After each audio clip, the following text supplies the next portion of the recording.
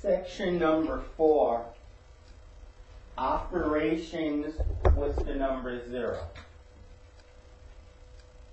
If you have 0 and you add any number to it, call a number A, you get back A. In fact, if you have A and you add 0 to it, you get back A. For example, 0 plus 7 is 0. 7 plus 0 is not 0, excuse me, it's 7. 0 plus 7 is 7.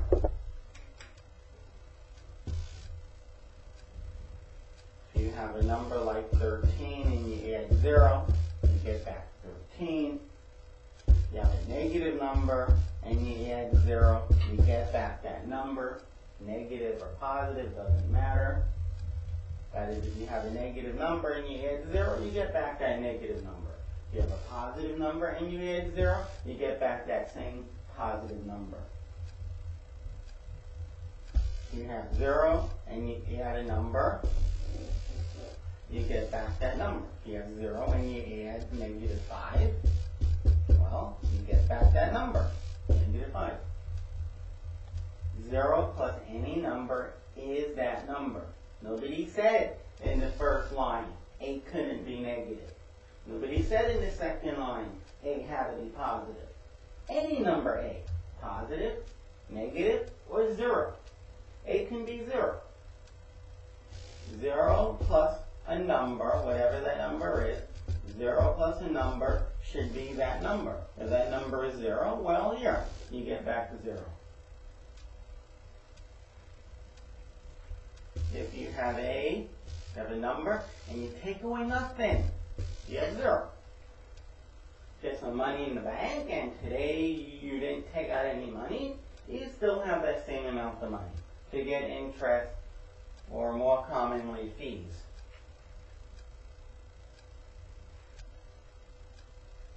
For example, if you have 7 and you take away nothing, take away 0, you have 7. If you owe somebody $4, go to the bank $4, and you don't take out any money today, well, you still owe them the $4 plus your interest. If you have negative the square root of 11 and you take away nothing from that, you're a negative square root of 11. 3 2/3. Take away 0. 3 2/3. It doesn't change. It doesn't change.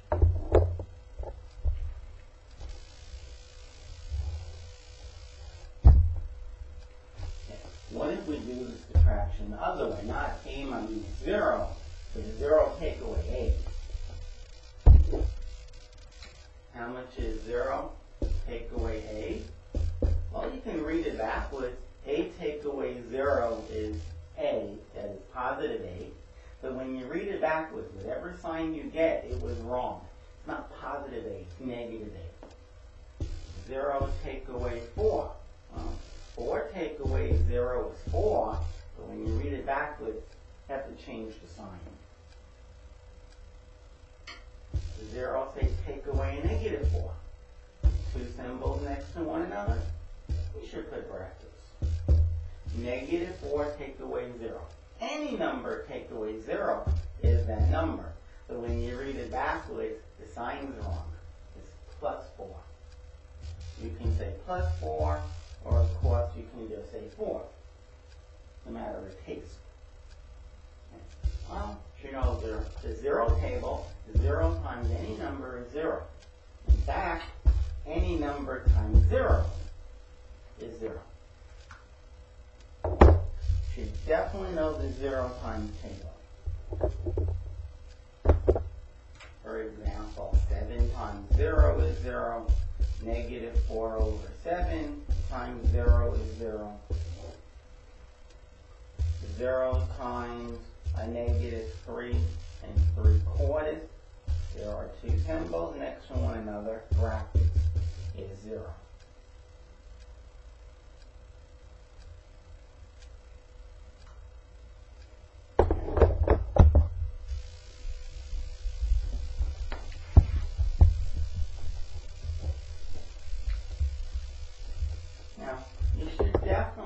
know this pattern. 10 divided by 2 is 5. You should know that 2 times 5 equals 10. And that's not a coincidence. This is always going to be true. 18 divided by 9. If you don't even know the answer, you can ask yourself, 9 times what equals 18? The answer is 2. These fractions are said to be well defined. If somebody asks you, what is 0 divided by 5? You have 0 pieces of candy, and you're going to divide them. You're going to share them amongst 5 people. Well, I hope you realize how much each person is going to get. I'm surprised at how many students would say 5, because I'm going to go into the candy business. I'm going to have 0 pieces of candy. I'm going to call over 5 people, and then boom, each of them get 5 pieces of candy, and I'll charge them a penny each. So I just made 5 pennies, and I didn't have any candies. I had no candies, no pieces of candy, but yet I was able to give out 25 pieces of candy just because I called 5 people over. Where do I get 25?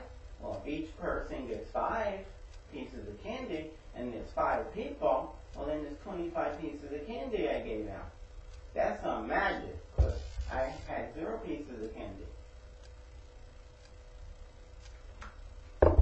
So it's not 5. The question is, what is it? It amazes me how students refuse to attempt what I'm about to show. Just ask yourself, 5 times what equals 0? The answer is obvious, it's 0. 0 divided by 5 is 0. Have 0 pieces of candy, you share them between 5 people, each person gets 0.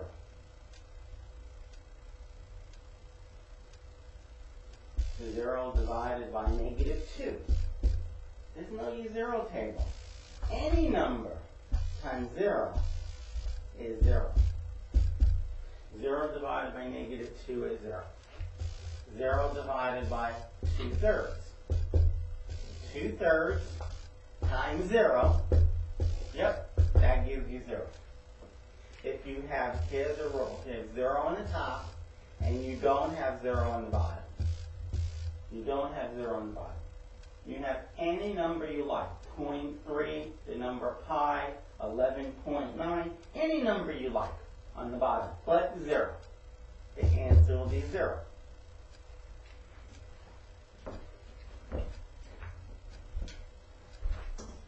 And it doesn't matter what number you have on the bottom. The answer is going to be, as long as the bottom number is not 0, 0 divided by that number will be 0.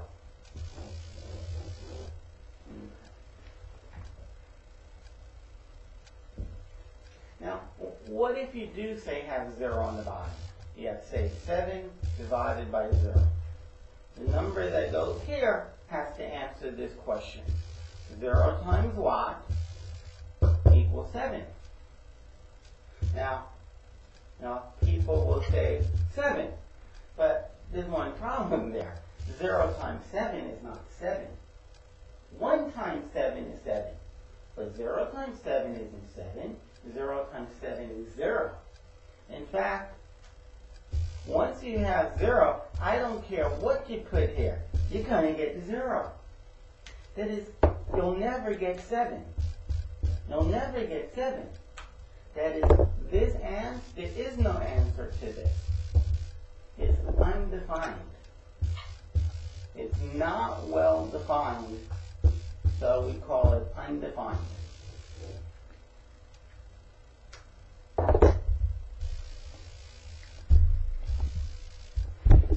If you have 13 and you want to divide it by 0, well, 0 times nothing will equal 13, because no matter what number I put in that box, 0 times that number is 0, which is never 13.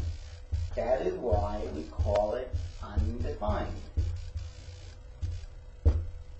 Should you go home and remember that if you don't have 0 on top, let that symbol mean not 0. And you have 0 on the bottom. If the answer is undefined, well, if you want to, you can. But personally, I have better things to do in my time than to go and memorize these things. I'd rather just ask myself, 0 times what equals -4? And I go, no answer, because 0 times any number is 0. I know that without really studying. 0 times a number is 0. Somebody's asking you, say, the times table. They say 2 times 4, and you say 8. You actually had to wait for them to say the 4. If they just said 2 times, you wouldn't know the answer. Because they could have asked you what 2 times 5 is, and you say 8. You have to listen. Somebody asks you what 3 times, well, you have to listen for the next number before you have the answer. But if somebody says, what's 0 times? I mean, even if you couldn't hear what they said, the answer is 0. The instant somebody says 0 times, you say 0, you just jump on it. 0 times -7 is what they were going to ask. It's 0. You don't even have to wait for that number to hear the number, because you're an expert on the 0 times table. Not 0. Oh, so 0 times nothing. I'm back here. 0 times no number. 0 times no number will give you -4. -4 over 0 is said to be undefined. You do not, there is no answer. Now in all our cases, we never let both the top and the bottom equal 0. We either had 0 on top, but not 0 on the bottom. Or we had 0 on the bottom, but not 0 on the top. Well, it's about time we talked about 0 on the top and the bottom. That is, what is 0 divided by 0? How much is 0 divided by 0? Well, I agree that 0 times 0 is 0. I even agree that when you divide 0 by 0, you get 1. 0 times 1 is 0. But you know what? What about pi? 0 times the number pi is 0. What about 3 over 11? 0 times 3 over 11 is 0. What about -7.23? 0 times that number is 0. In fact, it goes on and on. So 0 over 0 can equal any number. What can it? Can 0 over 0 equal any number that we feel like it to equal? The answer is no. I mean, 7 is equal to 7 times 1. Nobody will disagree with that. 7 times, and 7 times 1 equals 7 times anything that equals 1. As long as what goes in here equals 1, then sure, 7 times 1 equals 7 times 1. And here's how I want to write 1, because 0 over 0 can be any number. Okay, so this is equal to 7 times whatever 0 over 0 is. Well, now I want 0 over 0 to be 8. 0 over 0 can be 1, it can be 8. If we allow it to equal any number. And 7 times 8 is 56. So now we know that 7 equals 56. What does this mean? This means that if you get a 7 on your exam, you have every right to go up to your teacher and say, come on teacher, give me that 56, they're equal. Or if you owe somebody $56, not a problem. When you give them $7, they're equal. And if 7 is equal to 56, you have facts like this. Take away the same amount from each side, and now you have that 0 equals $49. So, if you owe me no money, say, come on, give me my $49. That's the same as 0. But this is absurd. 7 does not equal 56. 0 does not equal 49. But that's what's going to happen if 0 over 0 can equal any number. In fact, there would be no math. Math would be ridiculous. There would just be absolutely no thing called mathematics. So, to make you guys happy, and for there to be mathematics, we don't allow 0 over 0 to be any number. In fact, we admit we don't know what it is. We call it indeterminate. 0 over 0 is indeterminate. We can't determine what it is. We can argue why it's 3 over 11, like I did above. 0 over 0, 3 over 11. Why? Because 0 times this number is 0. And somebody else would say, come on. 0 over 0 is negative 4. I mean, after all, 0 times negative 4 is 0. And you can't argue with that person either. But we need to conclude that it's indeterminate. 0 over 0 is indeterminate. The bottom line is, whenever you have 0 on the bottom, you don't get an answer. You can't divide by 0. When you have 0 on the top and you don't have 0 on the bottom, the answer is 0. Why? Because this non-zero number, when I multiply it by 0, I get 0. And there's no other number I could put here. There's no other number. Not 0 times 4 is never going to be 0. Alright. If you don't have 0 on the top, if you have 0 on the bottom, this is undefined. It's undefined. And when you see not 0 there, you can think 11. Think of a non-zero number.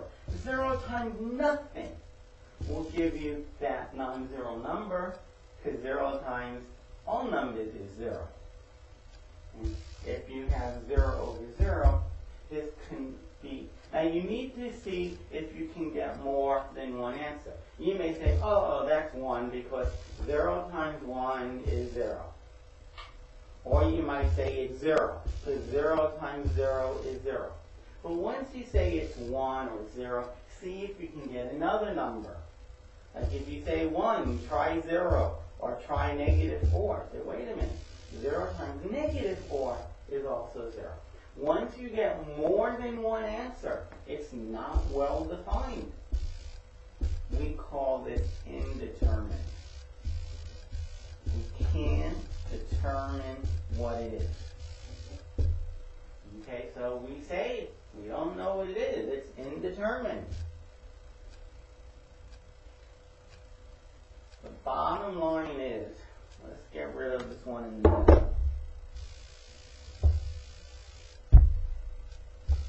Try that again.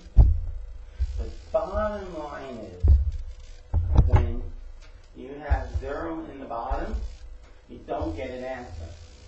Sometimes you get undefined, that's when the top is not 0. And sometimes you get indeterminate, that's when the top is 0. But nonetheless, when the bottom is 0, no answer. When the bottom is not 0, you always get an answer. Get 0 on top, the answer will be 0. If you don't have 0 on top, you'll get another answer. Now you may say, well, you know what, 12 over 5, I don't get an answer.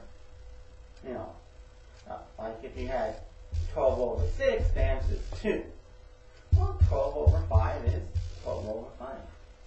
That is your answer. It just can't really be reduced. But it's your answer.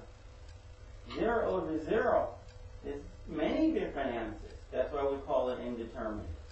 Not 0 over 0. 8 over 0. It is no answer.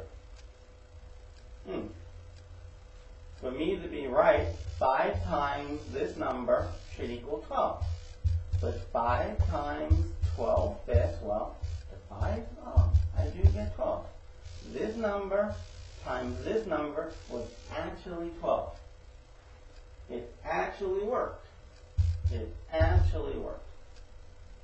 Just like 6 times 2 is 12. It works. But this will not work. This will not work. 0 times no number equals 0.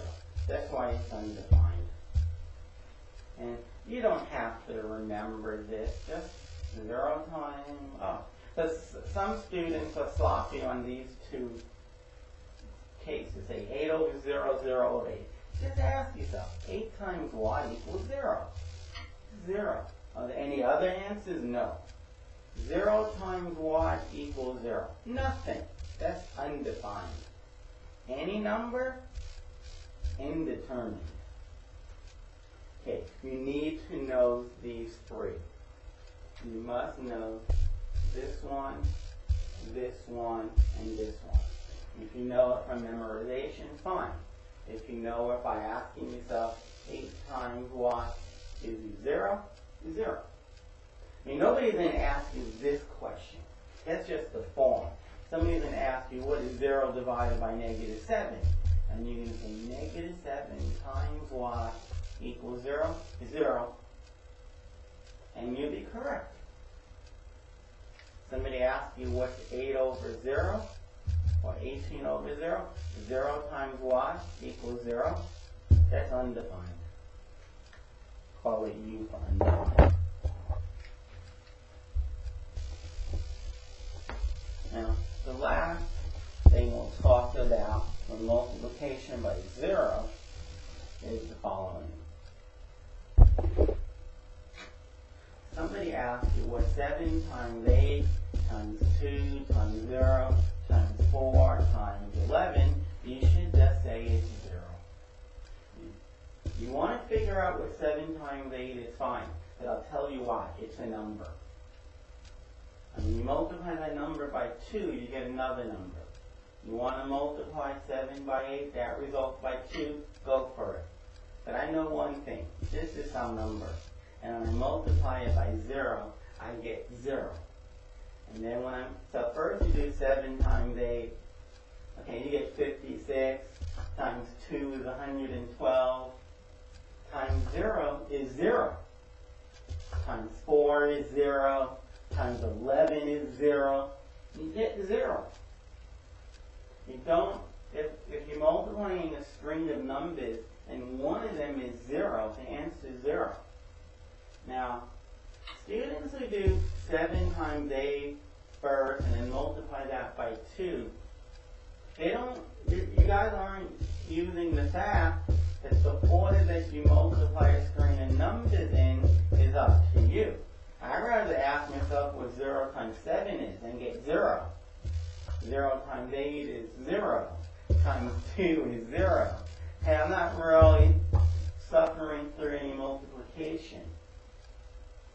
Okay, if you're multiplying a string of numbers and one of the numbers is 0, the answer will be 0.